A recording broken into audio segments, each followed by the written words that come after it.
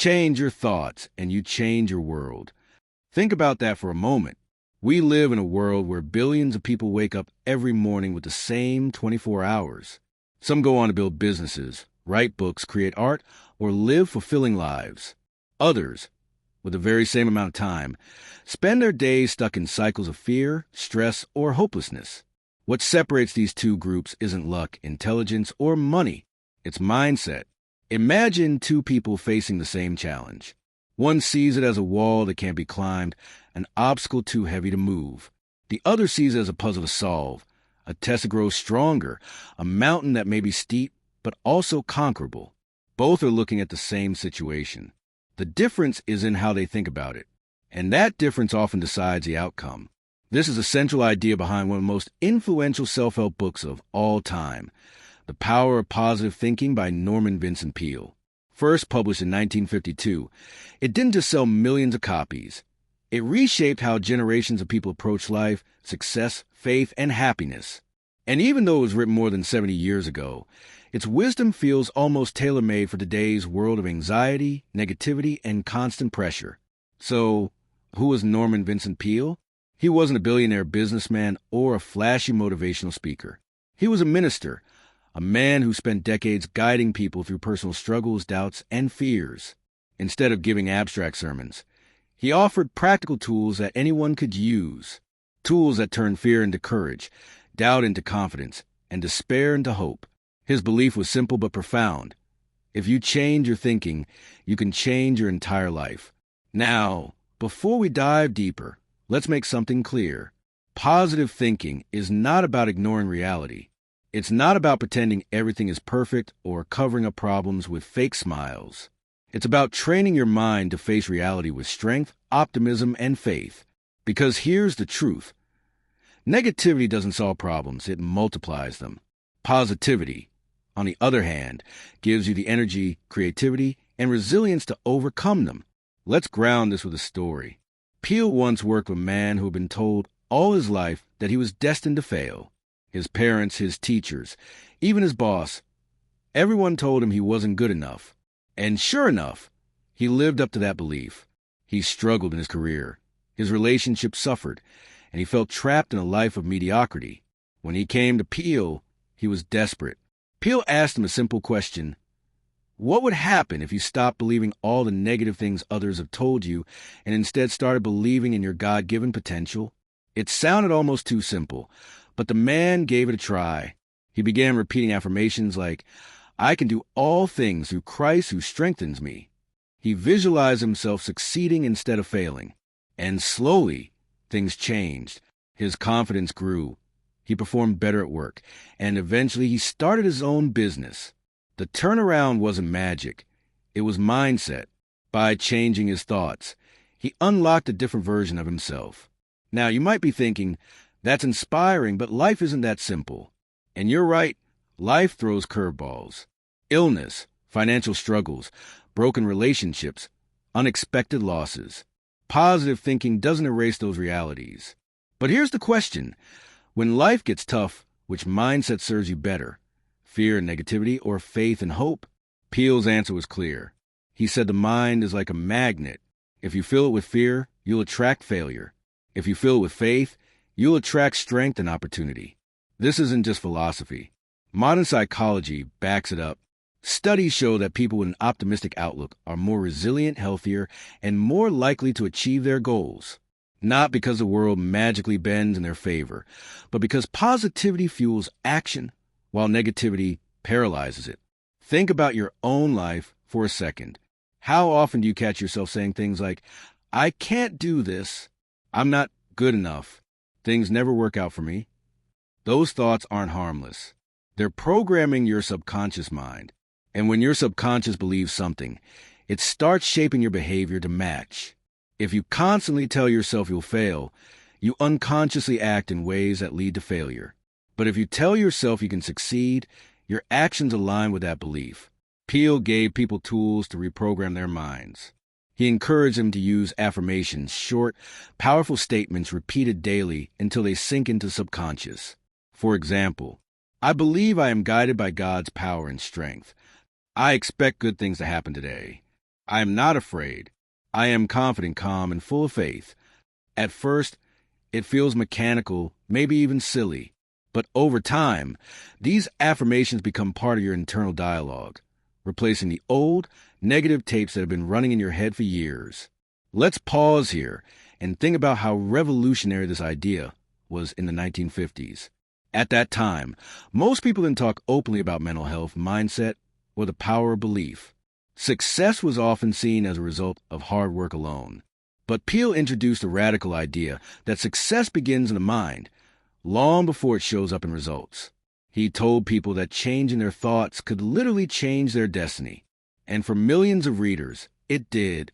One of the reasons his book has stood the test of time is because it's relatable. You don't need to be a scholar, a millionaire, or a saint to understand it. The principles work for ordinary people living ordinary lives. Parents, workers, students, entrepreneurs. Anyone willing to shift their mindset. Now, let's connect this to today. We live in the age of social media, constant comparison, and endless negativity in the news. It's easy to get caught in cycles of worry, stress, and self-doubt. But Peale's message is like an anchor. He reminds us that no matter how chaotic the world is outside, we can choose peace, faith, and positivity inside. And when we do, we become stronger, calmer, and more effective in handling whatever life throws our way. So let me ask you, what kind of thoughts dominate your day? Are they thoughts of doubt, fear, and limitation? Or are they thoughts of hope, faith, and confidence? If you're like most people, it's probably a mix, but leaning too heavily toward the negative. That's not a life sentence. It's a habit, and habits can be changed. Over the next parts of this journey through the power of positive thinking, we're going to break down exactly how. We'll explore the power of belief, the magic of affirmations, the role of visualization, how to deal with worry, the importance of forgiveness, and the daily practices that build unshakable confidence and peace. But before we move forward, let me leave you with this thought. Your mind is the steering wheel of your life. Wherever your thoughts consistently go, your life will eventually follow. If you believe you are doomed to struggle, you'll keep finding struggles. If you believe you are capable of growth, success, and joy, you'll start seeing opportunities you once overlooked. Norman Vincent Peale's timeless lesson is this. You don't have to be a prisoner of negative thoughts. You have the power, today, right now, to choose faith over fear, hope over despair, and positivity over negativity. And when you do, you set in motion a transformation that can change not just your day, but your destiny. There's a moment in life we've all faced, standing at the edge of something we want, maybe a new job, a relationship, a dream we've carried quietly for years. And then that voice creeps in. What if I fail? What if I'm not good enough? What if I'm just not meant for this? That voice is the greatest thief of potential. It's not the economy, not bad luck, not even competition. It's disbelief in ourselves. Norman Vincent Peale believed that belief itself is the starting point of all achievement. He said it's like the ignition in a car. Without it, you go nowhere. But with it, even the biggest engine, the most powerful abilities and talents, can roar to life. He loved quoting a verse in the Bible. If you have faith as small as a mustard seed, you can move mountains. He insisted this wasn't metaphor. He meant it literally. He believed faith, whether in God, in life, or simply in the possibility of success, was a force powerful enough to shift obstacles that looked impossible. Let's pause and test this. Think of someone you admire, a person who succeeded against the odds. Maybe it's Oprah Winfrey, who grew up in poverty and overcame unthinkable challenges. Maybe it's Elon Musk, who faced bankruptcy and ridicule before creating world-changing companies. Maybe it's someone closer to you, a teacher, a parent, a friend who rebuilt their life after loss. What do they all have in common? At some point, they believed something was possible before there was proof. Peale tells the story of a businessman who came to him drowning in debt. The man had convinced himself his company was doomed. He walked, talked, and breathed failure. And sure enough, everything kept collapsing around him. Peale challenged him. Stop predicting failure and start believing in recovery. Every day declare, I can do all things through Christ who strengthens me. Imagine yourself negotiating deals successfully.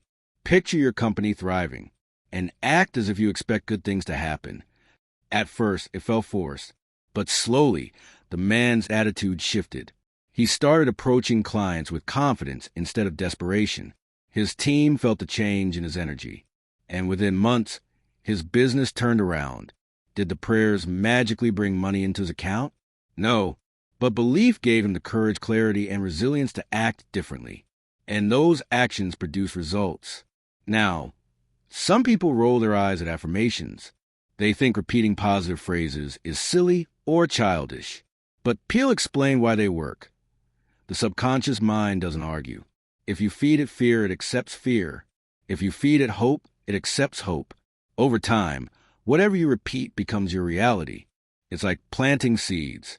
You wouldn't expect a field of roses if you only planted weeds. But that's what many of us do mentally. We plant seeds of doubt, anger, and worry, then wonder why our lives don't bloom with joy and success. Affirmations are how you plant better seeds. Peale suggested simple phrases like, I believe I can succeed. I trust God's guidance in all things. I expect the best and I get the best. The trick, he said, is not just saying the words but feeling them, saying them with conviction, until your mind and body start to believe. Let me give you a modern example. Before big games, athletes like Serena Williams or LeBron James don't just practice physically. They train their minds. They visualize success, repeat affirmations, and step onto the court with the belief that they are ready to win. That mental preparation often makes the difference between good and great. The same principle applies to everyday life. Imagine you're about to give a presentation at work. If you walk in thinking, I'm going to mess this up, everyone will judge me, I'm terrible at public speaking, your nervousness shows. But if you walk in telling yourself, I am confident, I have something valuable to share, I will connect with my audience, your energy changes. People respond differently. And 9 times out of 10, your performance follows your belief. Peale said the mind works like a magnet. Negative thoughts attract negative outcomes. Positive thoughts attract opportunities. And while that might sound mystical, there's a very practical explanation. When you expect failure, you miss chances because you're not looking for them. When you expect success, you spot doors opening that you would have ignored before. Think of it like this. 2 people attend the same networking event. One tells himself, nobody here will care about me, I don't belong. So he keeps to himself, speaks awkwardly, and leaves unnoticed. The other tells himself, I belong here, and the right connections are waiting for me. So he smiles, introduces himself confidently, and sure enough, he leaves with a valuable contact. Same room, same opportunity. Different outcome because of belief. Now, you might be asking, but what if I don't really believe the positive thoughts? Isn't it fake? That's the beauty of Peale's system. Belief grows through repetition. At first, affirmations feel unnatural. But think of how you learned your name. As a child, you didn't know it until people repeated it to you. Over time, you accepted it as truth. The same goes for the stories you tell yourself. If you've been telling yourself for years, I'm unlucky, I'm not good enough, life is unfair, of course you believe it. But you can overwrite those mental tapes with new ones. It just takes consistency. Here's a practical exercise Peale often gave. Write down 3 affirmations that counter your biggest doubts. For example, if you often think, I can't handle stress, write, I am calm, strong, and capable. Repeat them aloud every morning and every night. Whenever a negative thought sneaks in during the day, replace it immediately with your affirmation. It sounds simple, but over weeks and months, it rewires the mind. Peale also emphasized that belief isn't just about self-confidence. It's about faith in something greater. Whether you call it God, the universe, or simply life itself, believing there's a supportive force at work gives you strength when your own runs low. One of his most famous lines was, empty your mind of fear and fill it with faith. That shift alone can take you from feeling powerless to powerful. So let me ask you, what beliefs are running your life right now? Do you believe you're capable of more? Or do you secretly believe you're stuck? Do you believe the world is filled with opportunities? Or do you believe it's stacked against you? Because here's the truth. You will live out your beliefs, whether they empower you or limit you. If you want a different future, you don't start with circumstances. You start with belief, and this is why Peele's teachings still matter today. In a world full of fear, doubt, and negativity, your greatest asset is the ability to choose different thoughts, repeat empowering affirmations, and build beliefs that lift you higher instead of holding you down. Change your belief, and you change your direction. Change your direction, and you change your life. Close your eyes for a moment and picture this. You're standing on a stage, delivering the best presentation of your life. The words flow effortlessly. The audience nods and smiles. And when you finish, the room erupts in applause. Now open your eyes. Did you notice how real it felt? Even for just a second? Your heart rate might have changed. Your body might have reacted, even though it was just an image in your mind. That's the power of visualization, a tool Norman Vincent Peale said could transform the way we live. Peale believed that the pictures we hold in our minds are like blueprints for our future.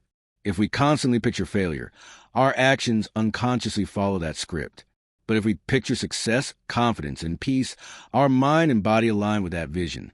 He encouraged people to deliberately create mental images of the life they wanted, not the one they feared. He told the story of a woman paralyzed by fear of flying. Every time she had to board a plane, her mind filled with images of disaster. She'd grip the seat, sweat, and whisper prayers until the plane landed. When Peale worked with her, he asked her to flip the picture.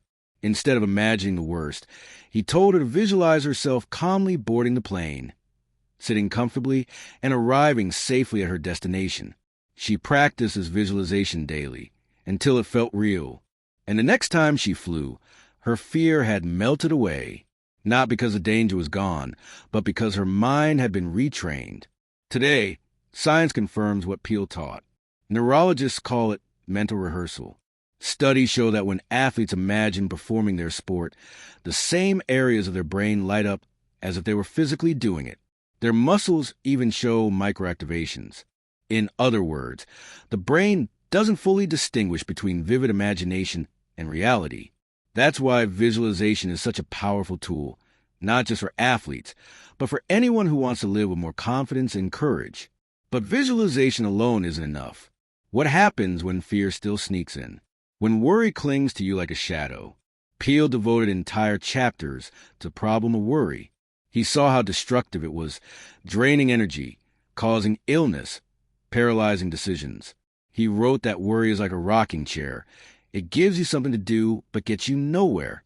Think about it. How many hours have you lost to worrying about things that never happened? How many nights have you stayed awake, replaying scenarios that never came true? Worry doesn't prevent tomorrow's problems. It only robs today's peace. Peale gave practical strategies to defeat worry. One was the worry box. He told people, write your worries on a slip of paper, drop it into a box, and mentally hand it over to God. Tell yourself, this is no longer mine to carry. It may sound symbolic, but the act of physically releasing the worry brings real relief. Another method he recommended was replacement. Every time a worried thought entered, he asked people to immediately replace it with a prayer or affirmation. For example, when fear of failure appeared, replace it with, I am guided by strength and wisdom. I will succeed. Over time, this mental discipline rewires the brain. And here's something powerful. Peale reminded us that most of the things we worry about never happen. He used to ask people, how many of your past worries actually came true? Almost always, the answer was less than 5%. Worry is usually wasted energy. Let me illustrate with a modern story. A young man once confessed that he worried constantly about losing his job. Every day, he imagined his boss firing him, his career collapsing, and his life falling apart. This fear consumed him so much that he made more mistakes at work, his performance slipped, and ironically, he almost did lose his job. When he learned Peale's techniques, he started replacing his anxious thoughts with affirmations. I am valuable at my job. I bring solutions. I am secure. He visualized himself being praised for his work. Over time, his confidence returned, his performance improved, and instead of being fired, he was promoted.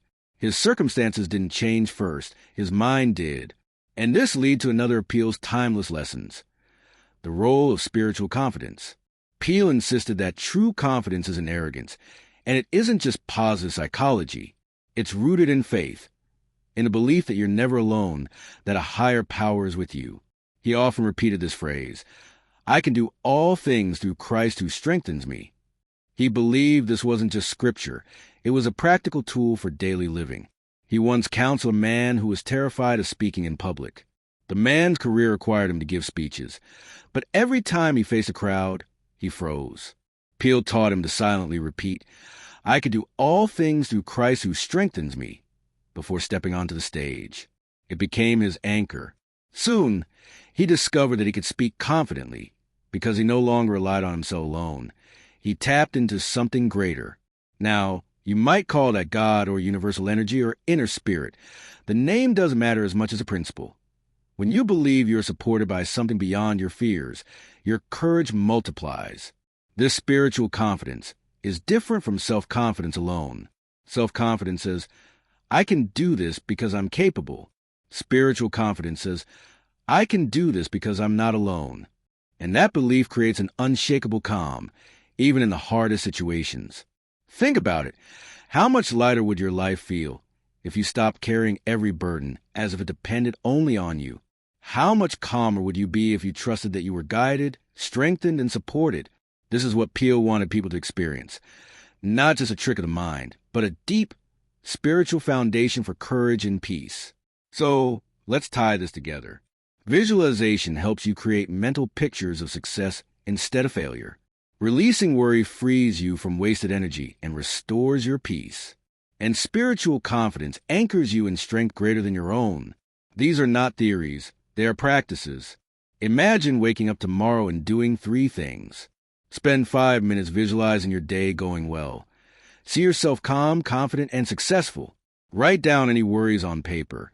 Drop them in a worry box. And decide to let them go.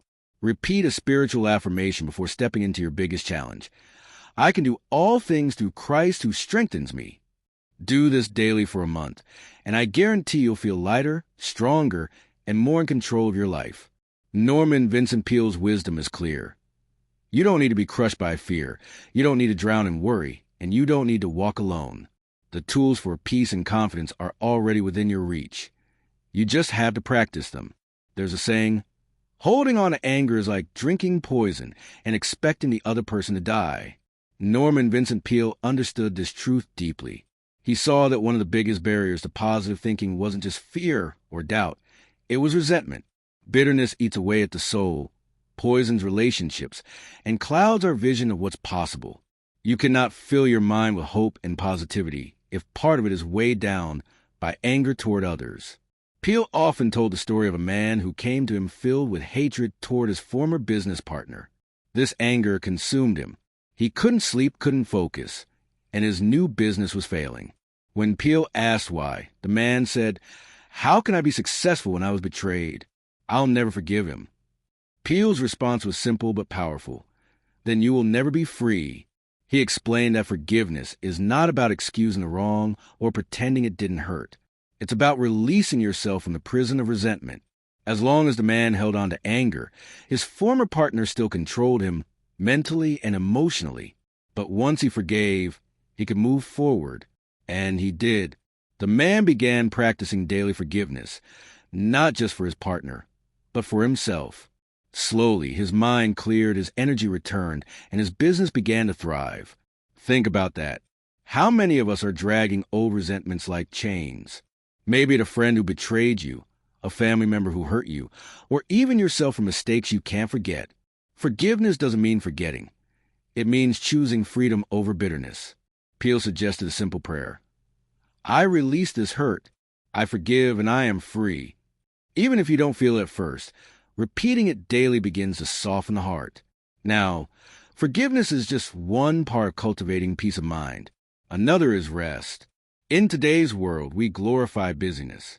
People brag about working 14-hour days, never taking breaks, always hustling. But Peale saw long ago that constant exhaustion leads to negativity. When the body and mind are tired, it's nearly impossible to think positively. You become irritable, anxious, and pessimistic. He encouraged people to build rest into their daily lives, not just physical rest, but spiritual rest. He advised setting aside quiet time every day, even just 10 minutes, to sit in silence, pray, or breathe deeply. He called it spiritual refueling. Just like a car can't run on an empty tank, the human spirit can't function without renewal. He once told the story of a businessman who came to him burned out and hopeless. The man said he couldn't keep up with life's demands. Peale asked him to start taking 20 minutes each morning for silence and prayer before beginning his day. At first, the man resisted. "I don't have time for that," he said. But Peale insisted, "You don't have time not to." Within weeks, the man's stress began to lift. He realized that in those quiet moments, he was not just resting, he was recharging his mind and spirit. His decisions improved, his relationships improved, and his outlook transformed. Peace of mind is not found in more activity, but in learning to be still. Now, let's talk about the environment you place yourself in. Peale often warned people about the influence of negativity around them. He said if you constantly surround yourself with critics, complainers, and pessimists, their energy will seep into you. It's like trying to stay dry while standing in the rain. You will eventually get soaked. On the other hand, if you intentionally spend time with people who are hopeful, encouraging, and uplifting, your own thinking will rise. Positivity is contagious, just as negativity is. He gave practical advice. If you can't avoid negative people entirely, limit your exposure. And make sure you balance it by filling your life with positive inputs, uplifting books, inspiring talks, hopeful music, and supportive friendships. Think of it like your mental diet. If you constantly feed your body junk food, your health will decline. If you constantly feed your mind junk thoughts, anger, gossip, fear, criticism, your spirit will weaken. But if you feed your mind faith, gratitude, encouragement, and inspiration, you'll grow stronger every day. Let me share a modern example. A young woman once told me she struggled with anxiety every time she opened social media. Her feed was filled with negativity, comparison, and bad news. She felt drained, hopeless, and insecure. Following Peale's principle, she unfollowed accounts that fueled negativity and began following uplifting, encouraging content instead. She also joined a small community group of supportive, faith-filled people. Within months, her anxiety reduced, her confidence grew, and she found herself thinking more positively. Your environment matters more than you think. So let's tie this part together. Forgiveness releases you from the prison of resentment. Rest restores your body and spirit, giving you the energy for positivity. Surrounding yourself with uplifting people and content protects your mind from negativity. And peace of mind comes not from escaping life, but from aligning your thoughts with faith, forgiveness, and hope. Peale's wisdom in these areas is timeless, because the truth is, life will always have challenges. People will hurt you, responsibilities will weigh on you, and negativity will try to creep in. But with forgiveness, rest, peace, and the right environment, you can rise above it all. Ask yourself right now, who do you need to forgive to free your own heart? Where can you create more rest in your life? What negative influences do you need to distance yourself from? And what positive inputs can you add today? Your answers to these questions could be the key to a more peaceful, joyful, and successful life. So far, we've explored the mindset shifts, the faith-based principles, and the inner transformations that Norman Vincent Peale taught. But wisdom only becomes powerful when it's applied. Peale was not writing theory. He wanted people to live these truths daily, to see them transform their mornings, their relationships, their work, and their dreams. Let's imagine this like building a personal routine for positive living, step by step. The first step begins in the morning. Peale insisted that the way you start your day sets the tone for everything that follows. He suggested beginning with a short prayer or affirmation. Something like, "Today is a new day.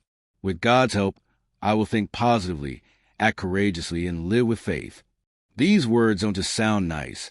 They program your subconscious mind. Instead of starting your day with worry or rushing into stress, you start with clarity, strength, and peace.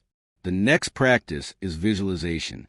Before you rush into your tasks, take a few moments to picture how you want the day to go. If you're going into a meeting, imagine yourself speaking calmly, confidently, and persuasively. If you're working on a project, imagine the satisfaction of completing it with excellence. This isn't fantasy, it's mental rehearsal. Athletes do it before big games, and leaders do it before big speeches. When your mind has already seen success, your body and emotions are more likely to follow. Peale also recommended carrying a pocket full of affirmations, short, powerful phrases you can repeat when fear or doubt creeps in. Things like, I can do all things through Christ who strengthens me. I believe good things are coming my way. Worry is powerless. Faith is powerful. Whenever negativity strikes, whether it's a rude comment, a personal failure, or an anxious thought, you can reach into this inner library and replace the negative with the positive. Another daily practice is gratitude. At the end of each day, Peale urged people to list 3 things they were thankful for. Why? Because gratitude shifts the focus from what's lacking to what's abundant. It creates contentment, and contentment is fertile ground for confidence and joy. Imagine lying in bed each night, not worrying about tomorrow, but smiling over today's blessings. That kind of mindset doesn't just help you sleep better. It builds resilience for life storms. Forgiveness, too, becomes part of the daily routine. Before you sleep, ask yourself, am I holding any grudges? Am I angry at anyone? If so, release it. Whisper to yourself, I forgive them and I forgive myself. You may not feel it fully in that moment, but over time, this practice purifies the heart. Each day becomes lighter than the last. Now, let's address obstacles. Because let's be honest, even with these practices, life won't suddenly become perfect. You'll still face setbacks, disappointments, and moments of fear. Peale never promised a life without problems. What he promised was a life where your mindset would allow you to rise above those problems, instead of being crushed by them. For example, imagine 2 people lose their jobs on the same day. One says, this is the end. I'll never recover. Everything is ruined. The other says, this is tough, but maybe it's an opportunity. Maybe I'm being pushed into something greater. Which of the 2 will bounce back faster? Which of the 2 will recognize new doors when they open? It's not about luck. It's about perspective. Positive thinking doesn't erase challenges, but it equips you to see the possibility within them. Peale also believes strongly in community. You can't walk this path alone. Surround yourself with people who lift you up, who encourage your growth, and who remind you of your worth when you forget it yourself. He said, when you surround yourself with positive-minded individuals, their faith will fuel yours, and your faith will fuel theirs. This is why many who practice his teachings join small prayer groups or discussion circles, not just to talk, but to share hope. You don't have to do exactly that, but the principle remains. Find your circle of positivity. Build an environment where growth and encouragement are natural. And now, as we near the close of this journey, let's step back and see the bigger picture. What Peale offered was not just a self-help formula. It was a way of life rooted in faith, gratitude, and courage. He taught us that our thoughts shape our destiny, that our beliefs create our reality, and that with God's help, no obstacle is insurmountable. Imagine yourself a year from now. If you begin practicing even a fraction of what you've heard, starting your mornings with affirmations, visualizing success, forgiving freely, resting deeply, surrounding yourself with positivity, where could you be? What kind of peace could you carry? What kind of dreams could you fulfill? And now imagine 5 years from now, 10 years from now, the compound effect of daily positive thinking, practiced consistently, could transform not just your career or your finances, but your relationships, your health, your confidence, your very outlook on life. This isn't fantasy. It's the promise of a mind aligned with faith and positivity. Norman Vincent Peale once said, change your thoughts and you change your world. Those words are just as true today as when he wrote them decades ago. Because the power of positive thinking isn't bound by time. It's a universal truth. So here's my challenge for you. Starting today, for the next 7 days, live this out. Begin each morning with a positive affirmation. Take a few minutes of silence for prayer or reflection. Carry affirmations in your mind to replace negative thoughts. Write down 3 things you're grateful for every evening. Forgive someone you've been holding on to, and surround yourself with positive voices.